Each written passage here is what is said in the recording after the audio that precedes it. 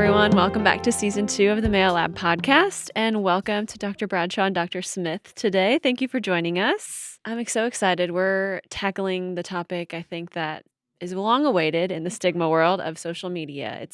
We all have it right now, good, bad, ugly, and different, and if you don't realize you have it, you definitely do. So I'm really excited to talk to you both because you guys are doing some active research in the field, which is so exciting. But before we dive into that, would you each just take a minute and tell us a little bit about yourself, your background, and how you got into this work? Sure. So my name is Amanda Bradshaw. I am an assistant professor of integrated marketing communications here at the University of Mississippi in the School of Journalism and New Media. And I got my PhD from the University of Florida, where I started to study the nexus between maternal health decision making and social network interactions. And so just kind of seeing how that ties together. And I really became interested in this work during the COVID-19 pandemic when we were all 6 feet apart, kind of physically isolated, but virtually connected. And I wanted to see, especially with adolescents and mothers with social media use, with that kind of dyad, what that would be like. Mm-hmm. So interesting. And I'm Marquita Smith. I'm our Associate Dean for Grad Programs and Research in the School of Journalism and New Media. And my background is really in looking at public health communication more in a global context. But I also am interested in just thinking about the pandemic and how people coped during that time. I actually moved to the University of Mississippi in 2020, right in the middle of the pandemic. And so I can tell you how doing things virtually was my lifeline to transitioning to a new community. And so when Dr. Bradshaw told me that this is what she was working on, I said, that sounds really exciting. I'd like to participate. And she said, yeah, you can help us out. So we're Awesome. excited to be working on the project for Very sure. cool. Very cool. Well, we did get joys of being the host of, we did get a sneak peek of some of the data that you've collected so far. But before we get into the data, could you just walk us through a little bit about kind of what the goal of the project is and what y'all have been doing so far? Yes. So the goal of the project, we're starting with mothers. So we're interviewing mothers Mhm. who have adolescent children, which is defined as the ages of 10 to 19 Okay. during COVID-19 lockdowns.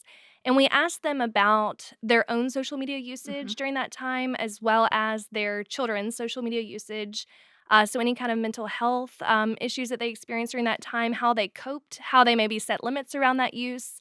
And so the goal of the project was just to explore from the mother's perspective what was going on, and then a future project might explore from the adolescent children's perspective if Mm. that perspective matches. Interesting, interesting. Well, and the thing I love about this project is that you all are focusing on the perspective of the parent, the mother in this case, right? So much of the literature and the data that you've seen to date has been really focused on kind of the impact it's had on children or the perspective of young people who are using social media, right? And I can't even think off the top of my head if there's been one that's actually talked to young people about their social media use, but just the kind of the implications or the impact of social media on the young people. So how did you come up with the idea of focusing on the mothers and their perspective on social media use as a lens to take to this conversation? That's a great question. So we know that mothers are the primary health decision makers in the home, Mm. and what they do guides so much of what happens as far as child rearing. A lot of mothers are still the primary parent, or they Mhm. take on the primary responsibility for the parenting role. And the research shows during COVID-19 that was certainly true. They were working from home, they were balancing the stress, the mental load of their own careers, often with parenting at home, now helping children do homework in a more time intensive way, trying to balance everything. We know that people had more screen time, Mhm. both parents and children. And so Mhm. just trying to see that interaction and how everyone coped with that, we thought that would be an interesting lens to Yeah. take. Yeah. No, that is very, very cool. And I'm interested, before we get into all of it, what did y'all suspect? Like, what was your hypothesis getting Oh. into it? Like, what did you think you were gonna find?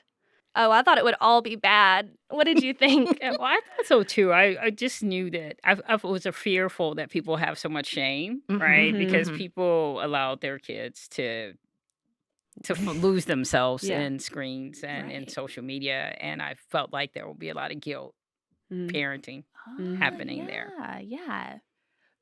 That's very cool. Okay, so juxtaposition, let's talk through some of the findings that you had of reality versus what we thought.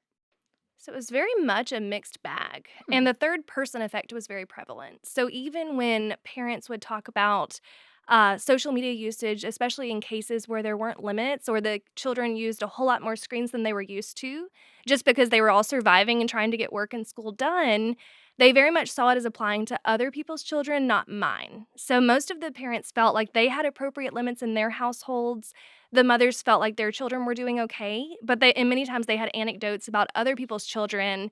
Little Johnny over there, my neighbor's kid, is watching, 20 hours a day and is really addicted to video games. It's really a problem, and using social media in these unhealthy ways. But there was very much a distancing. And so I think when they were looking at their own household, it was, these effects I'm not seeing as prevalently here, perhaps because I'm doing a good job or there are limits in place, or my child might be younger, so maybe not on all of the platforms. Also, the mothers of boys and of older children as well seem to distance a little bit. So they said, I don't think my children would tell me if they were having problems as much, which was really interesting. And so the absence of a conversation in some cases indicated positivity, that nothing bad was happening. Yeah, I had a lot Yeah. of silver lining parents as well that Really? said, well, my son is an introvert. And so he was living his best life, and he had the opportunity to be at home. It was, it was Sure. it was his jam. He Right, found right. his groove, and he was able to connect with other introverts. And then they had little groups, Oh, yeah. social groups. And so he became more social when he was Fascinating. taken out of, the school environment. So I was surprised to find that there were more silver linings than I could have anticipated in some of my conversations. Even if they denoted some struggle with the adjustment and the transition to not being in school every day, they still saw positives, in the isolation, and so that was Interesting. intriguing. As a fellow introvert, I was you had to be careful, like, about who you said that in front of, but, like, lockdown was totally my jam. I was like, "Yes, don't have," but I was on Zoom 8 hours a day, Yeah. like, literally 8 hours a day, but it felt so much less burdensome because I was at home during that time. So I totally feel and appreciate that. That is so interesting. I mean, there's Yeah. so many things there to start to unpack. Alexis, where do you wanna start? I I well, know I your just brain's I you're think like it's so interesting that we don't talk about a lot the silver linings of kids that maybe and students that are struggling or don't feel like they fit in, quote unquote, where they are geographically, that there's this whole world online where they can feel at home. And I think we talked a little bit about and like people that are struggling, a lot of people can find online support groups and even just but and not even support groups for students specifically, just places where they feel seen, heard, celebrated, people enjoy what they enjoy. We don't really talk about that a lot. And I think there's so much parents are obviously seeing it. They're seeing their kids and they become more alive. And I think there's a line there. Like, and I don't think any of us have figured out of like how much screen time's too much, but also how connected, if they're feeling more connected, we want them to thrive. And so I just think I don't know. I just think that's a topic. I don't know how we dig into that right now because there's probably not a lot of research around it, but I just think that's such an interesting finding of there's spaces and places where this can be encouraged and good. Mhm. So yeah, this is just Well, I think it's Pandora's box. yeah, right. Well, because I think that like so much of the conversation we've had around this topic in the media has been like it's all bad, like it's all bad, and it all causes terrible things to happen. And then, but I think as a consumer of that, if I take my researcher hat off for a second, as a consumer of that, okay, what do you do with that, right? Because it's everywhere. Email is social media, LinkedIn is social media, Facebook, Instagram, TikTok, all of the different things, and all of us have them. Like I can count on two fingers the number of people I know who are not on any social media platform.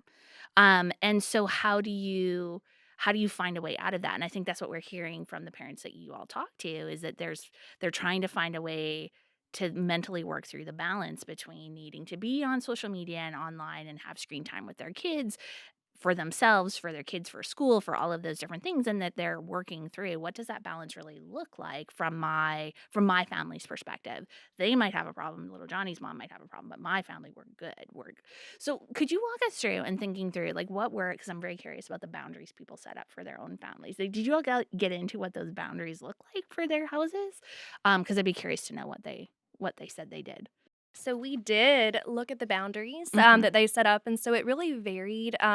They described it as a negotiation, Hmm. which I really liked. Mhm. And the parents actually said, a lot of these parents are Generation X or even some older millennials, Mhm. And those generations either didn't have phones growing up or got them late, like in high school, or beyond in college. And so for them, it was very easy going into parenting to say, my kid will not get a phone, or, they will not have social media until high school or until they're driving or something like that. But they quickly found the children were so left out of, like, for example, competition dance team. Everyone's interacting in the group chat in this way. Or the kids wouldn't have access to certain knowledge about extracurriculars or things going on in the community or at school, that really there was a need to have some sort of communication, especially during the COVID-19 time frame. So they described things like, well, they could have Messenger Kids on my phone. So they can communicate with grandparents or with friends or with certain people at school, on my device where I can check it. I have the password. It's very limited to when I let them have my phone. Or if they do have their own phone, it might be a Gab device. So it's a very specific device. You cannot download additional apps.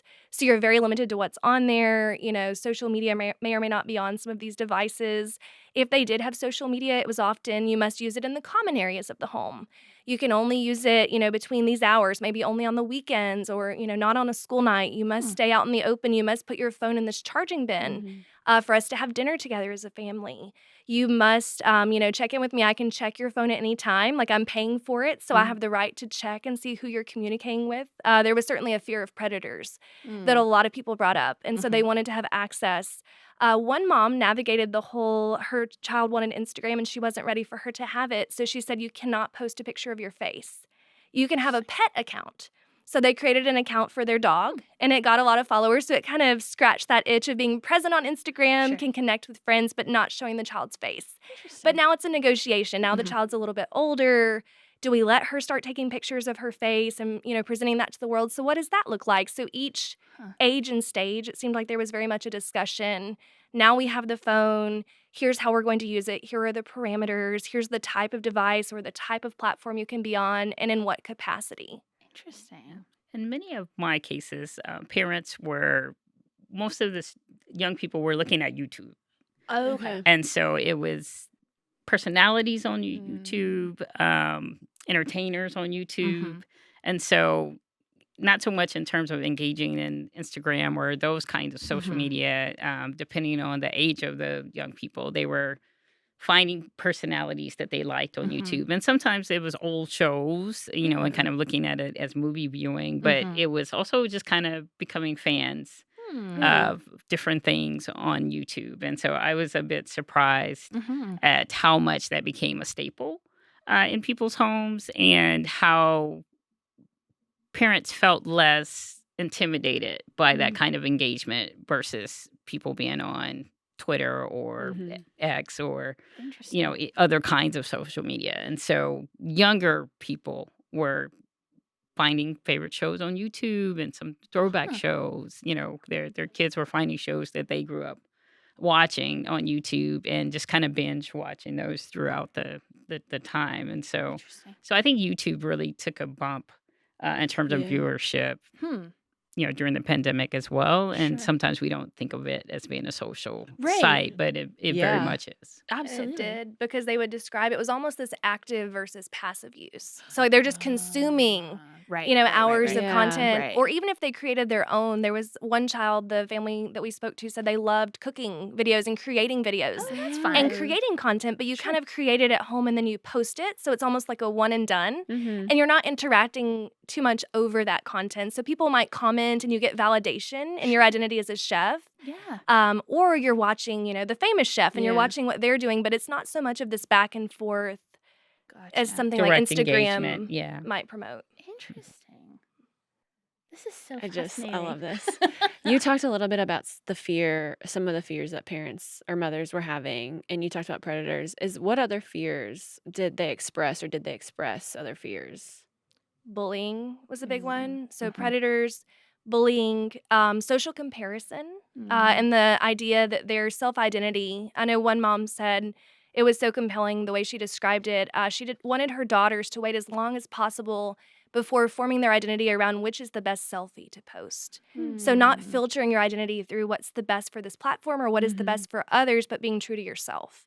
And that was a sentiment that was really echoed in the way the mothers would talk about, even their own experiences on social media, comparing themselves to other parents or feeling less than. they were afraid their children would experience social comparison on these platforms or think of themselves as less than or experience those negative, mental health effects that have been studied before. And I'll add to that just a little bit. I found it interesting that I had one parent that said in group, out group, right? And so even the WhatsApp channels and the groups that her son was forming with others, that they would gang up and like block people out, right? So you would be out the Yeah. group. Yeah. And then you had to work your way back in the group. And so she even said that she felt like that was a form of bullying and that her kid was on both sides of it. Like he was blocked out and he was Right. blocking others out. Eventually they would get back together. Sure. But just that social comparison and then just kind of the in group, out group Sure. was a real thing. That, depending on the week, that was prevalent. Right. And having to try to talk through that, like how this is, like, why is this person out today and what happened when you were out, and having those kinds of conversations was really a bit complex. That's fascinating. Well, think about it. I mean, I reflect back on my own childhood. Like, there was totally moments where you were in the in crowd or you weren't in the in crowd, and what was that? But then we didn't have the magnification of it in social media, and like the kind of feels like the stakes are higher now. I mean, kids are kids; they're gonna do mean kid things because that's what kids do. But the opportunity to have that conversation with the oversight in that home, and to know when your kid was in and or out, I think that's a really interesting opportunity that my parents certainly didn't have, because there was no way ever in a million gajillion years I was telling my parents anything about being bullied or participating in being a bully when I was in school. That's just not something that we did, and they had no insight into that. Interesting opportunity. Do you guys have any insight on the conversations they would facilitate or how they would facilitate those conversations with the students and the children in their home? Yes, so one of our participants was a child psychologist. So she had lots and lots of insights, and she sees children every day that are suffering with this kind of thing. And Yeah. so with her own daughter, she wanted to talk about it very openly from the time the child was smaller. So here are some of the effects of social media. This mother in particular does not use a lot of social media herself because she sees what it can create in her own practice and also in herself. So the way she described, during COVID-19, she did have to keep working, even though it was on virtual, it was on Zoom. And she experienced a lot of jealousy. The parents that were during lockdown, with their children doing fun things, and they were off work and they were all doing happy activities, and she was having to be locked in her room, still trying to Zoom with her clients. And so she said she pretty much got off social media for a while and gave herself a break. But she was very open with her daughter about, hey, social media can create jealousy. It can create feelings of inadequacy. It can create self-esteem issues or identity issues. And so from an early age, these are not the healthiest platforms to be on 24/7. And so we're going to work together to decide when is the right time for you to be on these, what that involvement looks like, setting boundaries. So she kept saying that children like boundaries. They respond to consistent limits, especially when you make an engaged two-way kind of dialogue about the issue. So she says she's always been willing to answer her daughter's questions. Her daughter has messenger kids. She says as the daughter gets older, she'll get other devices and other platforms, of course. But she certainly would never encourage like a 24/7 social media use where the kids have unrestricted access in their bedrooms at night by themselves because of what she does see in her practice. So the conversation that she spoke about with her child and what some of the other parents were saying is just this active, open dialogue, really talking about the issues and what they're also experiencing as parents and as moms seems to work well. So the child knows they're not alone. And if they are experiencing something like social comparison or feeling inadequate, they know the parent is equipped to help them navigate that. Yeah, and we asked a direct question for that, like what kind of difficult conversations were you having, during the pandemic, and in some cases, those things were tough race conversations. It was a lot that happened during the pandemic, and particularly with the George Floyd.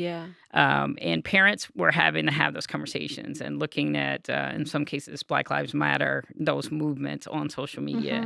And if they had students who were in high school or going to high school, there was lots of conversations about even the coverage of what to do in the pandemic. Is COVID a real thing? Is it not a real thing? Right. And so those were some of the politics became a conversation in the home that two parents at least told me that they directly had to have conversations with their kids because they didn't trust the science that because of this, they get all their news on social media. Sure. Yeah. And so they didn't know what was what. And so those conversations, having to navigate those conversations was tough. I would be curious to know, because I love that all of the parents that you spoke to seem to really have, and this might have been your prompting, but like they're having these conversations in an ongoing kind of way.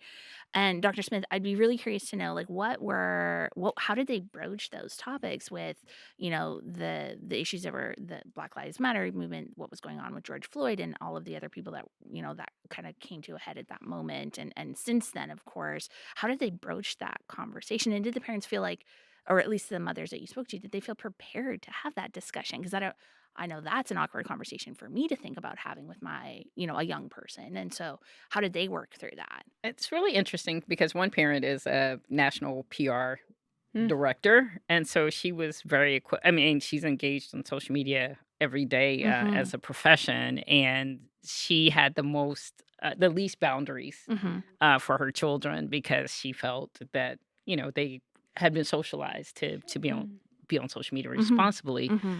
But her son was the one who was engaging in more activism online, right? Yeah. And so because of that, that made the conversation a lot easier to at least enter a dialogue about what was happening. But it was tough because it's hard to explain what you can't explain. Right. And so he was very emotional, very upset about some of the things that were being posted and just the state of the nation, right? And so explaining to a 10th grader that there's still hope in humanity was, where she found herself, engaging in the conversation. But out of all of the parents that I spoke with, this one was so much more socially conscious. And some of that is just through her direct involvement and kind of how she engaged. But she did talk about how she wasn't prepared for the heaviness of the conversation. And then this is when mental health experts came into play, right? So we did ask them if they had been seeing somebody previously before the pandemic and if their kids were in any kind of counseling. And so that was an additional support for her because the conversations were really heavy and she needed extra support, to help him to understand that, the world was still here. Yeah. And so it was not an easy dialogue to have. No. But I was impressed that young people were asking questions and concerned Yeah, about what was absolutely. happening in the world. Absolutely. And as heavy as that is, brings me hope, at least anyway, that young people are engaged in those kinds of conversations in a way that certainly wasn't normal when I was younger, at least not at the scale and magnitude that it is right now, but that they also need help figuring the sun will rise tomorrow and we will be okay. Absolutely. Absolutely. I think too, it's interesting that what you guys are saying, a lot of the conversations are around social media aren't directly about social media, but more about values. Like, what do you value? What do you stand for? And how do you know that before you enter into social media? And I just think that's so encouraging and also challenging for parents in a way to have that conversation with their children at home. And so I'm interested too to see if you guys know about like the mothers and their value about social media, what they valued, if they used it more, did that seem to reflect on the children the same way? If they had more social media use, did the children have more social media use? I don't know if that's something you asked or noticed at all, but I'm interested in that. That's a great question. So we do want to point out we had a pretty diverse sample. I don't have the exact numbers in front of me, but we have a good bit of Caucasian moms. We had several Black moms, and we also have some women from Korea, so Korean Americans as well. And so each of them maybe had a different experience, which I think is really interesting, and it's a lot to unpack. But I think across the board, they pretty much were trying to model for their children, like, if they felt strict screen time limits were important for them personally, they would implement it in the home. If they didn't see a value in screen time limits, and not all of them did, they didn't consciously go into limited, especially with school being on an iPad. I mean, my 4-year-old takes literacy tests on an iPad. Like, it's just so ingrained. Right. With school being at home, they were going to be on screens a lot more.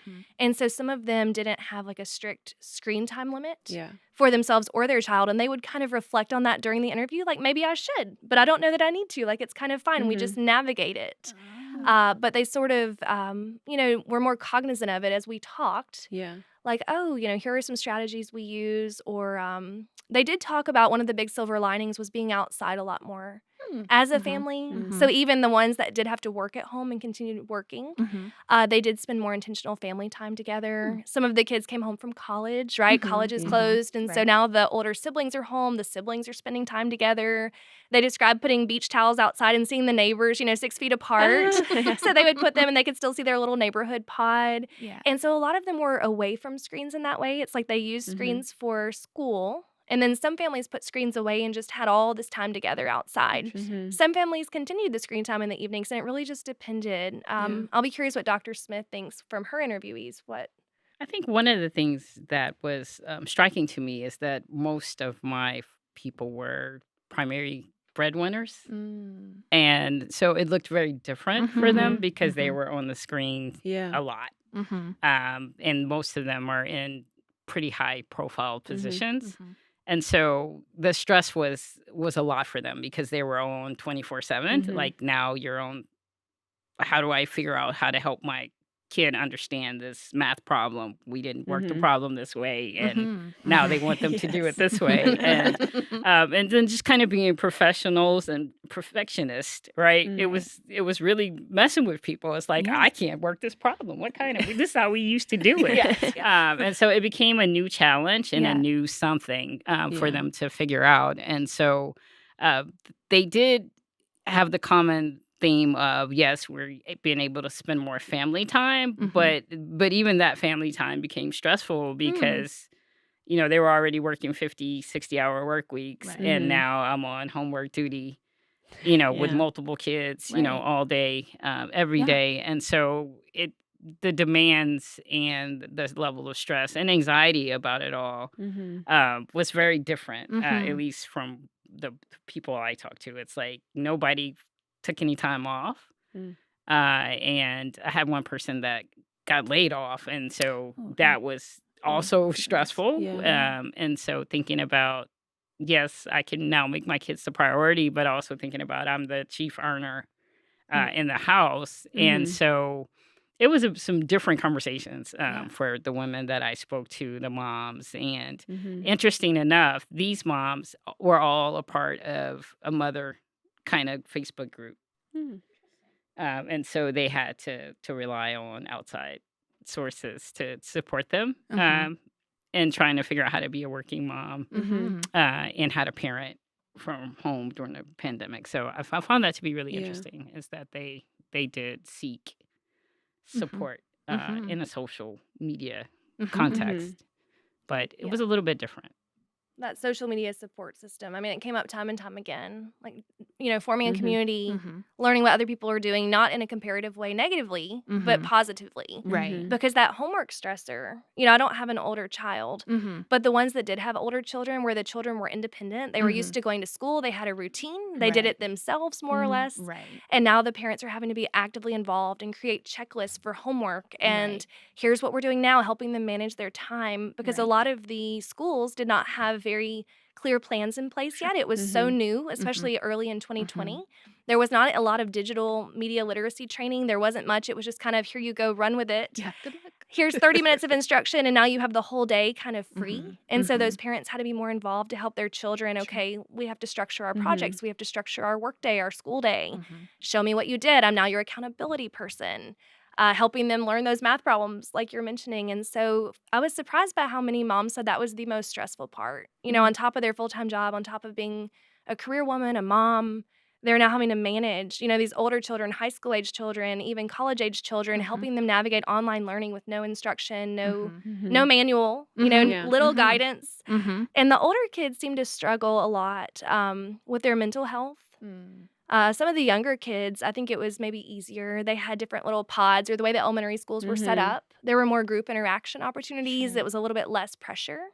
But for some of the older children, the moms described that they really struggled. And so they also struggled to help them adapt. And I was going to say, I'm curious for you, but one of the things that just rose to the top of the conversation is that moms were concerned about their academic performance of their students, and really upset about, if grades, fail or just are they going to be prepared, Mhm. to go to college? Will they be competitive? What is happening to their academic performance during this Mhm. time? And so it was a lot of pressure Mhm.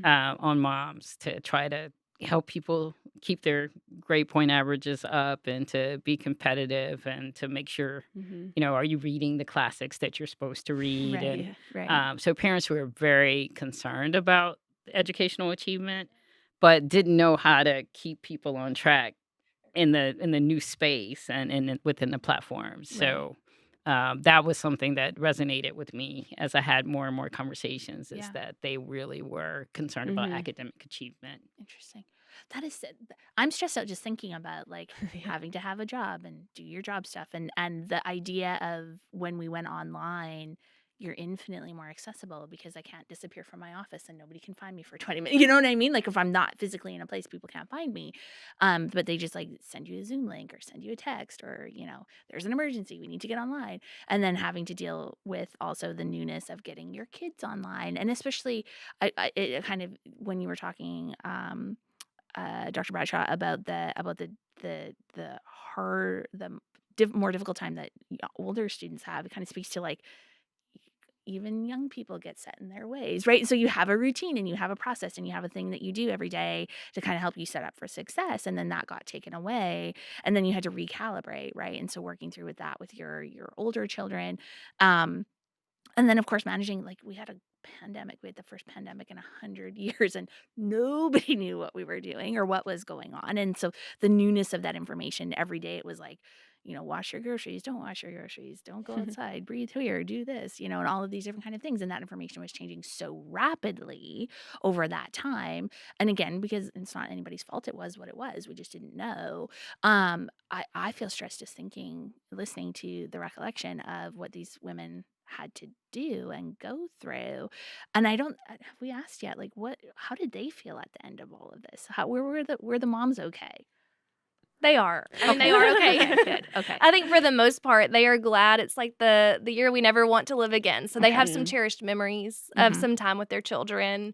The children did make it through. We started to add in a question toward the end. How did your children's grades do? Mhm. Ultimately, were Mhm. they, did they dip? And a Mhm. few children's grades did dip, but they've now recovered for Okay. the most part. So Good. they were maybe an A or B student. They had a few C's. Now they're back to an A and B student. Mhm. Some of the grades stayed, stagnant. They Mhm. pretty much were able to achieve. Mhm. And social media, I think, was a support for the moms Mhm. in that Mhm. way because it was the way they could check in and say, how Mhm. am I doing? Am I alone in this? Mhm. They could ask questions of other moms. Often the weaker ties connections, so Mm. acquaintances, these closed Facebook groups were resources for them. Mm. So not necessarily their close friends and family, who were sometimes Interesting. sources of comparison. It's like, how is my Mm. sister doing? Managing her Oh. career and staying at home with her children. And sometimes they had conflict over how are we going to handle COVID-19 in our extended family? How are we going to keep mom and dad safe if we have elderly relatives? Mhm. Some of the participants felt that they were on a little bit of an island Mm. in their extended family. Maybe they were more cautious than their relatives were. Ah. And so they Mhm. felt like, we don't want to go out and expose anyone, but now we can't be around you because Mhm. you, as my sibling, are more comfortable going out, and you and your children are going to these places that we're Right. not going. And so they felt more isolated with their strong ties connections, those close friends and families. Interesting. And so it reminded me of Granovetter's strength of weak ties theory from 1973, where Mhm. those weak ties can play a role. So those Facebook acquaintances, those moms Right. groups, maybe they would go in there and vent and get some of that pressure out, and Mhm. people would affirm and validate them that they're not crazy for feeling that way, or they're having the same struggles too. Mhm. And so I thought that was a very interesting, that connection role that Mhm. social media played despite being so isolated. And it played a role that the strong ties could not necessarily fulfill for them. That is so interesting. Gosh, I love human beings. I They're was gonna so say. cool, right? Like, It was cool and fascinating, right? yes, yeah. Yeah. So I think one of the conversations that resonated with me as well was one mom said that for Thanksgiving, her kids didn't want to go because her brother and his family, they didn't want to mask, and so her kids took a hard line on it, right? Mm. And so they were like, "We're not going there. We don't know where they've been." And so it was interesting, like Yeah. what was dictating tradition and Yeah. and starting new traditions, and that it was young people that were like, "Yeah, no, they've got a no mask policy over there," Right. and it's we thought it was at an adult level, but Right. young people were concerned and talking about it and setting, norms for the house rules, right? So it's The interesting. public health person in me kind of loves that. I'm like, yeah, go kids. Yeah, yeah, it was interesting. So she was like, we uninvited ourselves to Thanksgiving, Sure. Yeah. and then trying to figure out like how to smooth that over, right? Right. Moms were in that role too, right? That's crazy. No, that's so What I interesting. love is too, and we've kind of I think you both have said it, and we haven't explicitly said it, of like, there's not a one size fit all approach to this conversation, and what works this month might not work next month or might not work next year. Like, there's so much adaptation and there's so much conversation that I'm hearing that needs to be continued to be had in families, or if you're not having it, bring it in a way of like, and talk to your weak ties and get in community, things that are going to be so supportive, and know that what you do today isn't what you have to do forever, for you and for your students, like you said, Megan, and like what you guys were saying, like the older students get so in routine, and it is so good for us. But also, how do you change seasons of life well? And it's such an opportunity to do that around social media, around, like a COVID-19, and hopefully we never have one again. But being able to have those, prepare for those conversations, those turns that maybe you don't expect, and know that the world isn't ending, the sun will come up, but like, you don't have to have the answers for the rest of forever in your household, which I just think is so sweet and such a good reminder for parents to have. And this is like a very refreshing reflection on Mhm. the use of social media, because you see a lot in the media with the reports that have come out over the last 6, 8, 12 months, what have you, that we're hearing more and more like ban it. There's a lawsuit that was filed last week against a number of the social media giants, and everything has to go. But if everything went, all of the really good stuff that you all shared from the moms and families that you talked to, we wouldn't have those things anymore. And so this kind of all or nothing mentality is really not the best pathway forward. And the reality is, which I appreciate also about what you're saying, it's not true. It's not how people are using it. We're not, most people, it sounds like, that you spoke to, weren't on it 24/7. They weren't using it to excess. They were using it within a balanced form that worked for them and their family and their situations. And yes, there are some folks that have struggles with it, but that's not necessarily the whole picture. And I think that gets lost sometimes in what we see in the wider kind of world and conversation about social media. And as kind of media experts yourselves and communication experts yourself, how do you balance off what you heard from families versus what you see in the media and see in those other conversations? That's a tough one. I mean, we actually asked them at the end of the interviews, we asked them, what would your life be like without social media? Would you want that to be a thing? And some of them said we would feel sad, actually, because they have moved around, maybe several times. They have friends in different seasons of life, friends from high school, friends from college, friends from grad school, that they would miss connecting with. And they want that for their children, too. We kind of have this, a lot of them use social media as a diary almost. They have pictures of their babies when they were little, and they have all these connections on there. And so I think it is not that dichotomy of it's all good or it's all evil. It is finding the balance that works for you and your family. And so I think a lot of the time in the media, the way media frames social media is from one angle or the other. And so I think the conversations that need to be happening are in the middle. So it's either an agenda of, the social media giant trying to pass Instagram Kids is something we actually brought up with our participants. We said, what do you think about Instagram Kids? And we asked them directly. Yeah. And some of them said, I'm not sure that would be a good thing. Even though we support social media, we want our kids to have some sort of a presence.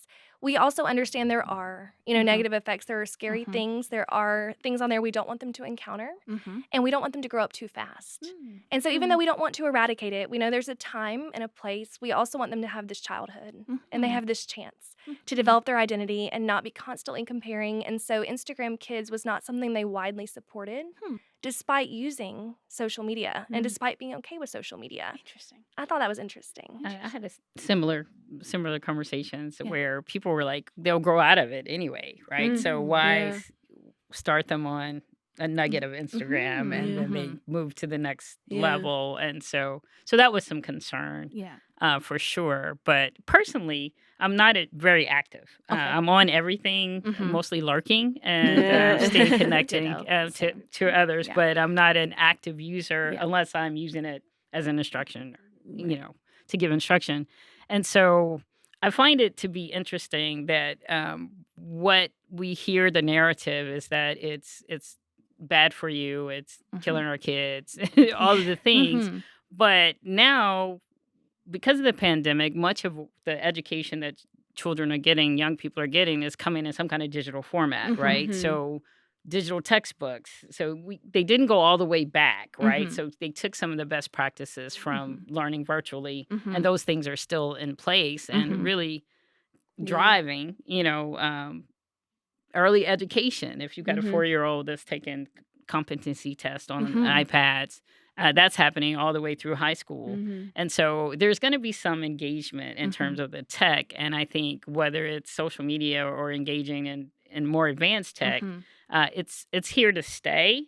And I think for parents who want their young people to be well prepared and well Mhm. adjusted, Mhm. now they have to engage in that conversation from spaces that they didn't have to before. Right. And so I do think that's a healthy outcome in Mhm. terms of people have set up, we're on the same phone plan, so I can see your usage. I Right. know how long you're spending on your screen time on your Mhm. phone because I get a report and I can see it. Right. And so I see parents being more sophisticated about Mm. the conversations and Mhm. Mhm. engaging Mhm. to make sure that they are aware, of usage, whereas before, Mhm. probably not. Yeah. Probably not. No, that's interesting. That is very interesting. This has been a super fascinating conversation, and we could probably spend hours more talking about it. But to be good stewards of everyone's time, I would like to give you guys an opportunity to tell us something that you thought we might talk about, but we have not yet talked about. Because I know we covered a lot of ground, so if there's nothing, I won't be offended. Or a But nugget of research or right, something something else that that you you would have like to not. share. Yeah, yeah. I think I would like to just share. We talked to, 25 moms, Mm-hmm. a very diverse sample Mm-hmm. from all different backgrounds, kids of all different ages in that kind of age Mm-hmm. range. Not one of them said, "We have it all together. We have it figured out." I think it's important to remember the highlight reel Mm-hmm. aspect and that social comparison, social identity formation is real. Mm-hmm. So when you share this perfectly curated image on Instagram and other moms see it and they feel jealous and they think, "I don't have it all together. Why am I not taking my child to Disney World? Like he hasn't Mm. been and this mom's going." That comparison happens to all of us. So every single person we talked to had some sort of anecdote or some sort of story where they maybe felt inadequate or they engaged in upward or downward comparison Mm-hmm. via social media, Mm-hmm. but none of them had it all together. So Yeah. we're all just comparing to one another's highlight reels, and none of us have it all together. And so social media can just be used to connect if we take that pressure away and that lens of keeping up with the Joneses via social media. Mm-hmm. I Mm-hmm. think that that would be a healthier approach. I know it's easier said than done, Mm-hmm. but it seems like, this research has taught me that none of us have the full answer. So it's just an ongoing conversation. Mm-hmm. I think the most curious conversation I had was about moms who got COVID from their kids Oh. because they sent them to school. And in one case, I think in Alabama, they had the most. You could go on, depending on your last name in the alphabet, Uh-huh. you would go on a certain day. Mm. So it took them a long time to close school. They was just alternating Okay.